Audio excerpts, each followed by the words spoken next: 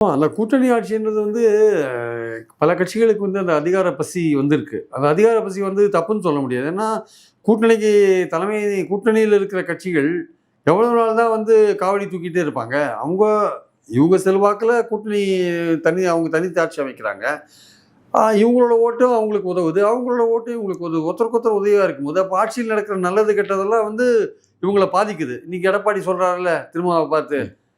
உங்கள அவமானப்படுத்துறாங்க. அதெல்லாம் சகிச்சுட்டு தானே இருக்க வேண்டியதா இருக்கு. அப்போ நல்லது கெட்டதெல்லாம் கூட்டணி கட்சிகள பாதிக்கும்போது, ஆட்சியிலேயும் நீங்க வாய்ப்பு குடுங்கன்னு கேட்கிற ஒரு விஷயம் வந்து இயல்பான ஒரு விஷயம் தான். ஒரு அதிகாரத்துல வரணுன்றது எல்லா கட்சிகளோட ஆசையா இருக்கு. அது கடந்த காலத்துல ஒரு ஆளுமை மிக்க தலைவர்கள் இருந்தபோது அது கொஞ்சம் அடக்கி வாசிச்சாங்க. இப்போ வந்து என்ன பண்றாங்க, இப்போ ஒரு நெருக்கடியான சூழல்ல வந்து போட்டி டஃப் ஆகுதுல்ல. அதிமுகவுக்கும், திமுகவுக்கும் போட்டி டஃப் ஆகும்போதோ, இல்ல திமுகவுக்கு எதிரான ஒரு பலமான அணி வரும்போதோ, அது டஃப்பா வரும்போது கூட இருக்கிற கட்சிகள் வந்து அதிகாரத்தில் பங்குன்ற விஷயத்த வச்சா, கூட்டணிக்கு தலைமை தாங்குற கட்சிகள் ஒத்துக்கொள்ள வேண்டிய ஒரு கட்டாயத்துக்கு தள்ளப்படுவாங்க.